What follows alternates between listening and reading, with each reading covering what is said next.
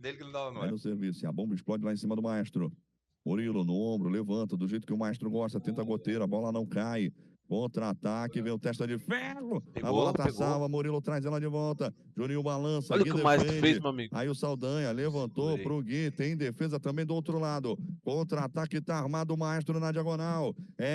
Lá e cá, lá vem o Gui, defendeu na trivelinha assanhada ali o Murilo. Nossa! A bola segue voando aqui em Sinop. Oh, meu Deus! Gui. Fez tudo, mas não fez nada. Balançou mal demais, Maurício Carvalho. Pois é, aquilo lá que o Lilian falou, né? De muita energia. Cirurgia foi um física, sucesso, de muita qualidade mas infelizmente técnica, o paciente não resistiu. E aí o Gui já estava Exatamente, velho. Depois ele soltou ali mal essa bola que ele tem. Que rali, hein? Que espetáculo. Rapaz, passou um lance agora aqui no Shark Attack do Gui. Diagonal tem parecendo uma estrelinha, viu, rapaz? A imagem congelou bem na hora. Parecia uma estrelinha ali de 5 pontos.